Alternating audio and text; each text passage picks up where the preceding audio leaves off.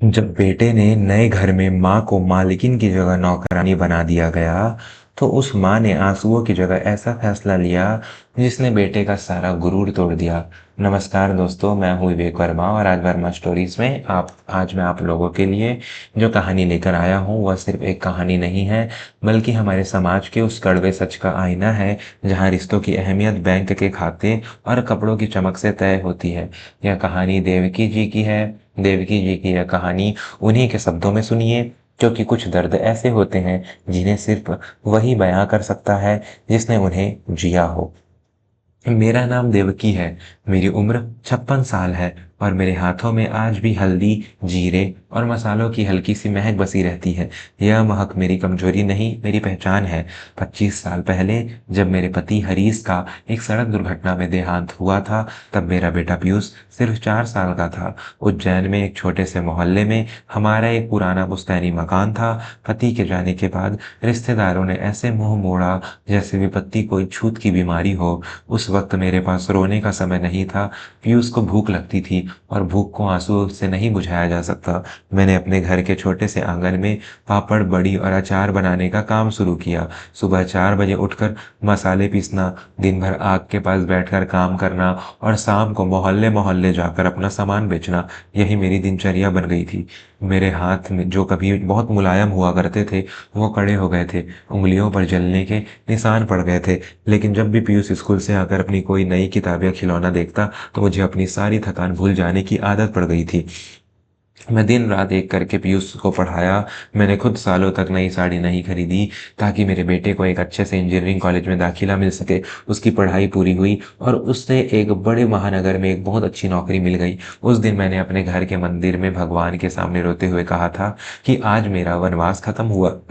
पीयूष शहर की चकाचौंध में ढलने लगा। उसका रहन सहन, उसके कपड़े, उसकी भाषा सब बदलने लगी। फिर उसने अपनी पसंद की लड़की से शादी करने की इच्छा जताई। लड़की का नाम रचना था। रचना उसी महानगर के एक बहुत ही संपन्न परिवार से थी। मैंने अपने बेटे की खुशी के लिए तुरंत हाँ कर दी। शादी बहुत धूमधाम से हुई। रचना जब पहली बार उज्जैन हमारे घर आई, तो मैंने देखा कि वो मेरे घर के पुरानेपन और मसालों की महक से असहज थी। वो अपनी नाक पर रुमाल रख लेती थी। मुझे बुरा लगा, लेकिन मैंने खुद को समझाया कि बड़े घर की बच्ची है, धीरे धीरे आदत पड़ जाएगी। कुछ समय बाद पीयूष और रचना महानगर वापस लौट गए। मेरी जिंदगी फिर से उसी आंगन और मसालों के बीच सिमट गई। कुछ महीने पहले पीयूष का मेरे पास फोन आया। उसकी आवाज में एक अजीब सी जल्दबाजी थी। माँ, मैंने और रचना ने एक बहुत बड़ा और आलीशान घर पसंद किया है, लेकिन उसकी कीमत बहुत ज़्यादा है। बैंक से कर्ज मिल रहा है, पर अग्रिम राशि के लिए पैसे कम पड़ रहे हैं। माँ, अगर हम उज्जैन वाला पुराना मकान बेच दें तो मेरा कर्ज बहुत कम हो जाएगा। आप भी तो अब यहाँ हमारे साथ ही आकर रहेंगी। उस पुराने खंडहर का क्या करना है? मेरे लिए वह मकान खंडहर नहीं था, मेरी पूरी जिंदगी की यादें थी उसमें। लेकिन फिर मैंने सोचा कि जब बेटा ही मेरा अपना है, तो ईंट पत्थर के मकान में क्या मोह करना। मैंने अपनी पूरी जिंदगी की जमा पूंजी और वह मकान बेचने का फैसला कर लिया। मैंने पीयूष से कहा कि मैं मकान के कागजात लेकर आ रही हूँ। उसने खुश होकर कहा, माँ आप परसों ही आ जाइए, नए घर का गृह प्रवेश है। उसी दिन हम कागजातों पर भी आपके हस्ताक्षर ले लेंगे। मैं खुशी खुशी महानगर पहुंची। उनका नया घर किसी महल से कम नहीं था। बड़ी बड़ी कांच की खिड़कियां, चमकदार फर्श और महंगी सजावट। गृह प्रवेश की शाम को घर में एक बहुत बड़ा समारोह रखा गया था। पीयूष और रचना के सारे अमीर दोस्तों, उनके रिश्तेदार और पीयूष के दफ्तर के बड़े अधिकारी वहां आने वाले थे। मैंने अपनी सबसे छोटी अच्छी सूती साड़ी पहनी थी, जिस पर हल्का सा गोटा लगा था। मुझे लगा था कि आज मैं अपने बेटे के नए घर की मालकिन के रूप में सबके सामने खड़ी रहूंगी। मेहमान आने शुरू हुए। चमकते हुए कपड़े, महंगी गाड़ियां और अंग्रेजी में होती बातें। मैं एक कोने में खड़ी होकर सब देख रही थी। तभी रचना मेरे पास आई। उसके माथे पर चिंता की लकीरें थी। माँ जी, आप यहाँ बाहर क्यों खड़ी हैं? भोजन का प्रबंध करने वाले लोग रसोई में काम कर रहे हैं। आप प्लीज अंदर जाकर उन पर नजर रखिए। बाहर बहुत खास मेहमान हैं। मैं नहीं चाहती कि खाने में कोई भी कमी रहे। मुझे थोड़ा अजीब लगा, लेकिन मैंने सोचा कि घर की बहू है, काम की चिंता होगी। मैं चुपचाप रसोई में चली गई और काम देखने लगी। कुछ देर बाद मुझे प्यास लगी, तो मैं पानी पीने के लिए बाहर हॉल की तरफ आई। रचना अपनी कुछ सहेलियों और पीयूष के दफ्तर के एक बड़े अधिकारी के साथ खड़ी थी। तभी एक सहेली ने मेरी तरफ इशारा करते हुए रचना से पूछा, रचना, यह महिला कौन है? तुम्हारे घर के लोगों जैसी तो नहीं लग रही। मैं वहीं ठिठक गई। मुझे लगा रचना कहेगी कि यह मेरी सास है, लेकिन रचना ने हल्का सा हंसते हुए जो कहा, उसने मेरे पैरों तले जमीन खिसका दी। अरे, ये हमारी बहुत पुरानी रसोइया है, गांव में रहती है। आज के खास पकवान बनवाने के लिए मैंने इन्हें खास तौर पर गांव से बुलवाया है। मेरे कानों में जैसे शीशा पिघल कर गिर गया हो। मैं रसोइया, जिस बेटे के लिए मैंने अपनी पूरी उम्र भट्ठी के सामने झोंक दी, उस बेटे के घर में मेरा परिचय एक रसोइया का था। मैंने तुरंत पीयूष की तरफ देखा, जो वहीं पास खड़ा था। पीयूष ने मेरी आंखें देखी, वो झेप गया। वो मेरे पास आया और मुझे किनारे ले जाकर बहुत ही धीमी लेकिन कठोर आवाज में बोला, माँ प्लीज़, अभी कोई तमाशा मत कीजिएगा। मेरे सबसे बड़े अधिकारी यहाँ खड़े हैं। अगर उन्हें पता चला कि मेरी माँ एक साधारण सी पापड़ अचार बेचने वाली औरत है, तो दफ्तर में मेरी क्या इज्जत रह जाएगी। रचना ने जो कहा उसे मान लीजिए, और प्लीज़ आप अंदर रसोई में ही रहिए, अच्छा नहीं लगता। उस पल मेरे अंदर कुछ टूट कर बिखर नहीं गया, बल्कि कुछ ऐसा जमा हो गया जो बर्फ से भी ज़्यादा ठंडा था। एक माँ तब नहीं टूटती जब उसका बच्चा उसे छोड़ देता है। एक माँ तब टूटती है जब उसका बच्चा उसके बलिदानों पर शर्मिंदा होता है। मैंने पीयूष की तरफ देखा। मेरी आंखों में आंसू नहीं थे। मैंने बहुत शांत स्वर में उससे कहा, तू सही कह रहा है पीयूष, रसोइया को रसोई में ही होना चाहिए। मैं वापस रसोई में गई। मैंने वहाँ का सारा काम खत्म करवाया। फिर मैंने अपना वह छोटा सा कपड़े का झोला उठाया जिसके अंदर मेरे उस पुश्तैनी मकान के कागजात थे। मैंने उन कागजातों को बाहर निकाला, रसोई की मेज पर रखा और उन पर एक भी हस्ताक्षर नहीं किया। मैंने चुपचाप मुख्य दरवाजे से बाहर कदम रख दिया। किसी ने मुझे रोक कर नहीं पूछा कि मैं कहाँ जा रही हूँ, क्योंकि किसी का ध्यान रसोइया पर नहीं था। बाहर महानगर की सर्द रात थी, सड़कें अनजान थी, लेकिन मेरे कदम नहीं डगमगाए। मैं सीधे रेलवे स्टेशन गई और मैंने उज्जैन की पहली ट्रेन पकड़ ली। अगले दिन सुबह जब पीयूष को मेरी कमी महसूस हुई होगी और जब उसकी नज़र रसोई में रखे हुए बिना हस्ताक्षर वाले कागजातों पर पड़ी होगी, तब शायद उसे पहली बार घबराहट हुई होगी। मेरे फ़ोन पर उसके लगातार कॉल आने लगे। मैंने फ़ोन बंद कर दिया। उज्जैन पहुंचकर मैं अपने उसी पुराने मकान में गई जिसकी दीवारों से मुझे मसालों की महक आती थी। मैंने आईने में अपना चेहरा देखा।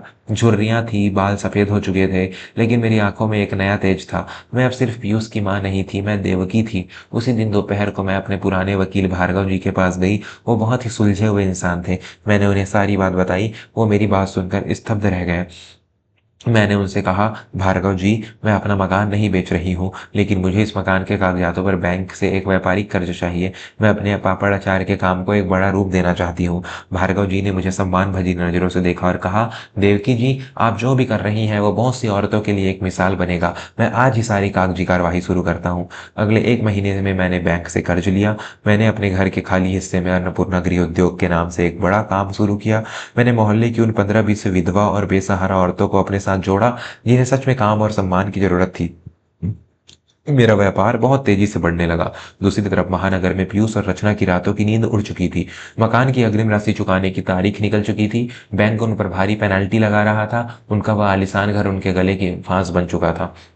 ठीक है, 1 महीने बाद एक शाम पीयूष और रचना मेरे उज्जैन वाले घर के दरवाजे पर खड़े थे। उनके चेहरों की सारी चमक गायब थी। पीयूष की आंखों में डर था। उसने घर के अंदर कदम रखते ही रोना शुरू कर दिया। माँ, आपने ये क्या किया? आपने फ़ोन क्यों बंद कर लिया था? आपको पता है वहाँ बैंक वाले मेरा क्या हाल कर रहे हैं? अगर आपने ये मकान बेचकर मुझे पैसे नहीं दिए तो मेरा नया घर छिन जाएगा माँ। रचना भी आ गई और बनावटी आंसुओं के साथ बोली, माँ जी, आप अपने ही इकलौते बेटे का घर कैसे उजड़ने दे सकती हैं? उस दिन मुझसे गलती हो गई थी, मुझे माफ़ कर दीजिए।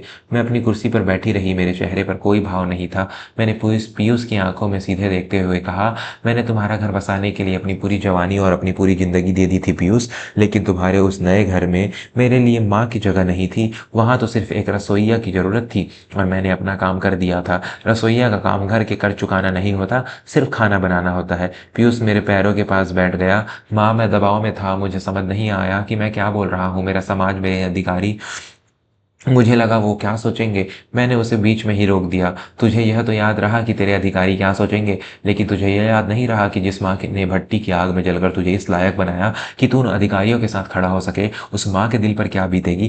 पीयूष, तुझे मुझसे प्यार नहीं था, तुझे मेरी जमा पूंजी से प्यार था। तुझे एक ऐसी माँ चाहिए थी जो अपनी तिजोरी तेरे हवाले कर दे और खुद समाज के सामने छुप जाए।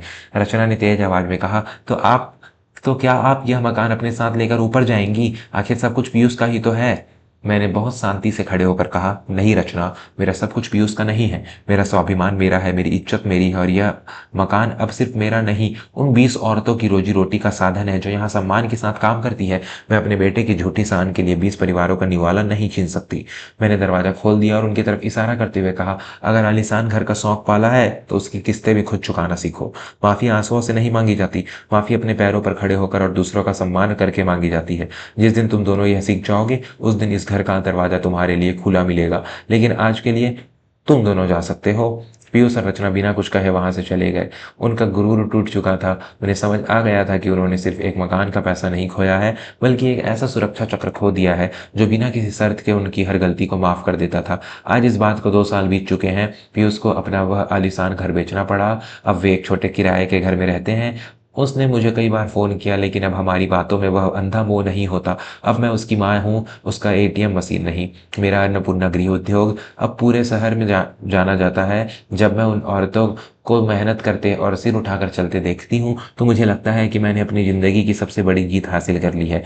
दोस्तों, वर्मा स्टोरीज़ के माध्यम से मैं विवेक वर्मा आप सबसे बस इतना ही कहना चाहूँगा कि माता-पिता से वो जड़ें होती हैं जो पेड़ को हरा-भरा रखती हैं। अगर आप उन जड़ों को ही काटने लग जाएँगे, तो आपका पेड़ चाहे कितना भी ऊँचा क्यों ना हो, एक दिन सूख कर गिर ही जाएगा। अगर आपके घर में भी ऐसे माता-पिता हैं जिन्होंने आपके लिए अपना सब कुछ दाँव पर लगा दिया है, तो उन्हें कभी उस जगह मत खड़ा कीजिएगा जहाँ उन्हें अपनी ही औलाद से सम्मान की भीख माँगनी पड़े। अगर देवकी जी की इस कहानी ने आपके दिल को छुआ है, तो इसे हर उस इंसान तक पहुँचाइए जिसे आज इस संदेश की ज़रूरत है। कमेंट्स में लिखकर ज़रूर बताइएगा कि क्या देवकी जी का फैसला सही था। अगली कहानी में फिर मिलेंगे, तब तक के लिए अपनों का और उनके स्वाभिमान का ख्याल रखिए। धन्यवाद।